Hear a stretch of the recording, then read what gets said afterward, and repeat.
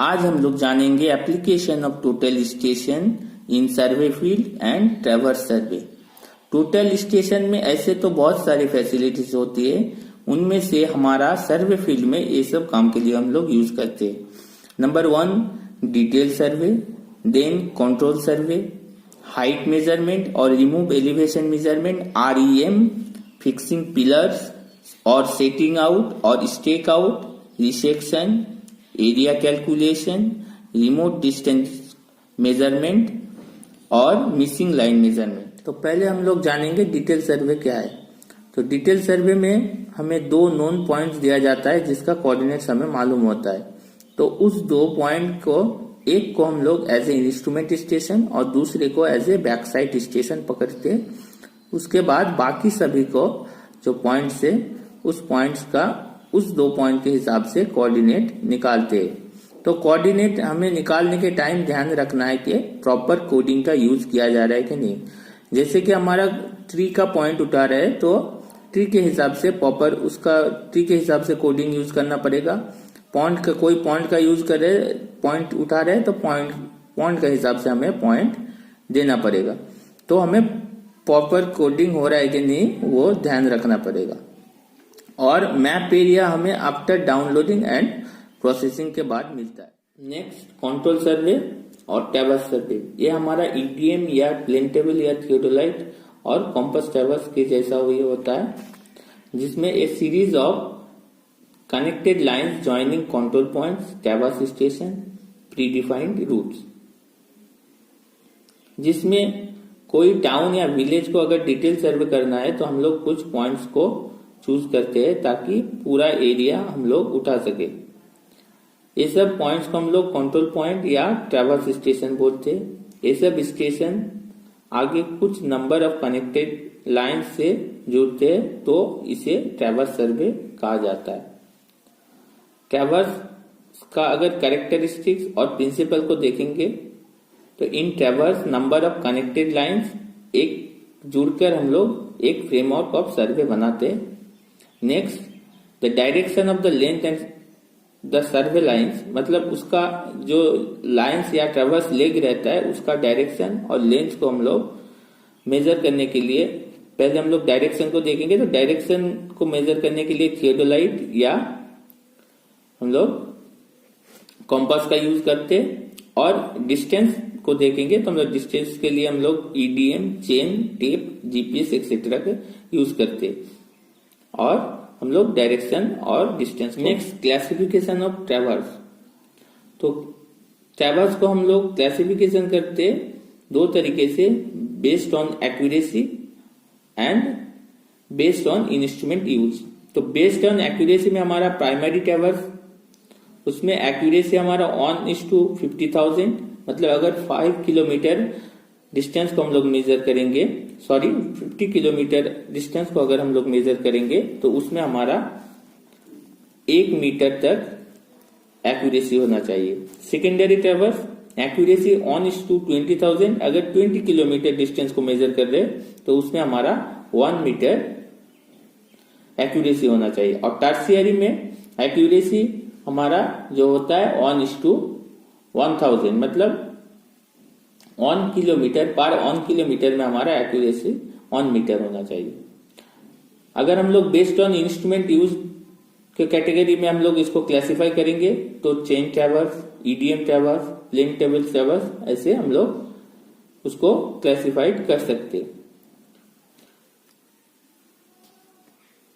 Traverse के use के हिसाब से या फिर हमारा फील्ड के यूज के हिसाब से हम लोग इसको 3 तरीके से हम लोग इसको डिवाइड कर सकते हैं। एक हमारा ओपन ट्रैवर्स, क्लोज ट्रैवर्स और हमारा close circuit traverse.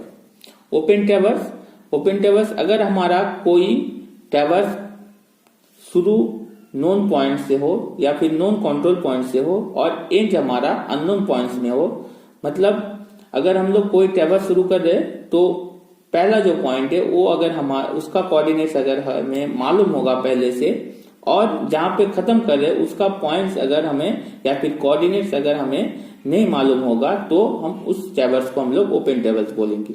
Close traverse में हमारा जो हम लोग जहां से शुरू कर रहे वो पॉइंट और जहां पे खत्म कर रहे दोनों ही अगर आगे हमें पहले से हमारा कोऑर्डिनेट्स अगर मालूम हो तो हम उसको क्लोज ट्रेवर्स बोलेंगे।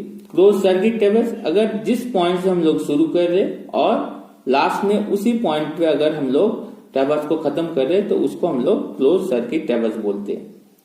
जैसे हमारा फिगर में दिखाई दे रहा है कि हमारा पहला जो पॉइंट्स में शुरू हुआ था वहां पे हमारा खत्म हो रहा है।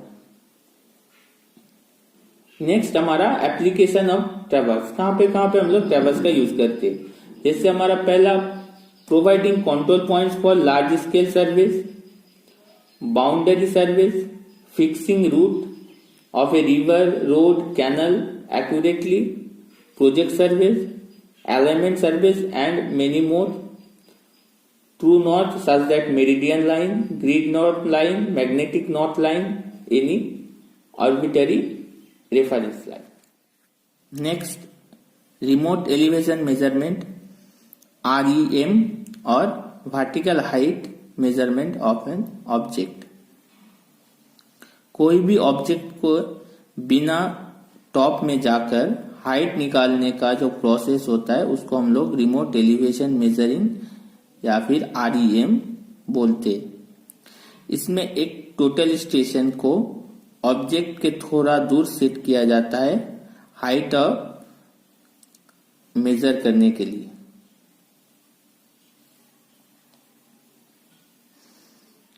हाइट मेजर करने के लिए मेथड, एक प्रिज्म को ऑब्जेक्ट के बेस में रखकर टेलीस्कोप से प्रिज्म को साइड करेंगे, देन स्लोप डिस्टेंस को मेजर करके टेलीस्कोप को टिल्ट करके ऑब्जेक्ट के टॉप पॉइंट पर कट करेंगे। इसके बाद height of the object display में हमें शो करेगा।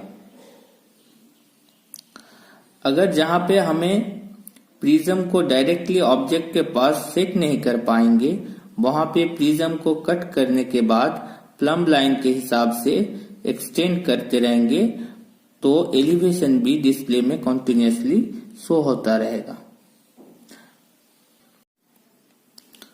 Next, remote distance measurement RDM और missing line measurement MLM।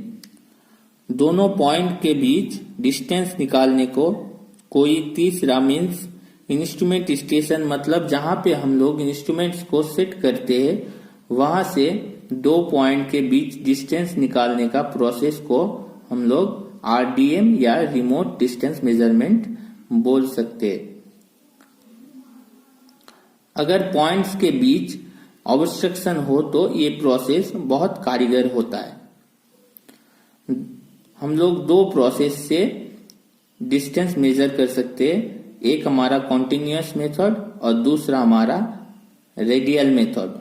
Continuous method में हम लोग एक के बाद एक, मतलब फर्स्ट पॉइंट, उसके बाद second point, third point, fourth point, एक सिस्टमेटिक प्रोसेस में अगर हम लोग पॉइंट्स को कलेक्ट करते हैं तो उसको हम लोग कॉन्टिन्यूअस मेथड बोलते हैं। अगर रेडियल मेथड में अगर हम लोग हैप्पैजार्डली या फिर ए लिए उसके बाद बी को कट किए, फिर डी को, फिर सी को, फिर जी को, फिर एफ को, ऐसे अगर हम लोग हैप्पैजार्डली पॉइंट जो पॉइंट हमारा नजदीक मिला उसको कट करते करते गए तो उसको हम लोग रेडियल मेथड बोलते हैं।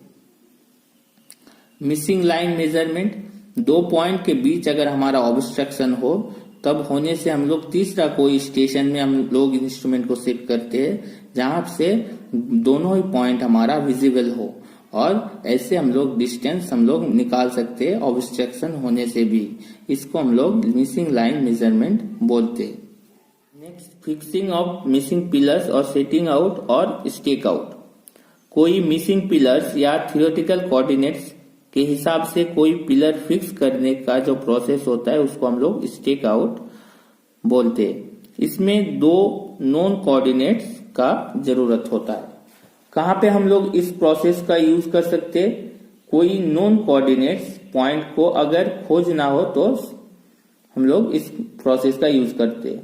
सपोज कोई बाउंड्री पिलर नहीं मिल रहा है तो उसे फिर से स्टेबलाइज करने के लिए हम लोग इस प्रोसेस का यूज कर सकते हैं। Next, resection.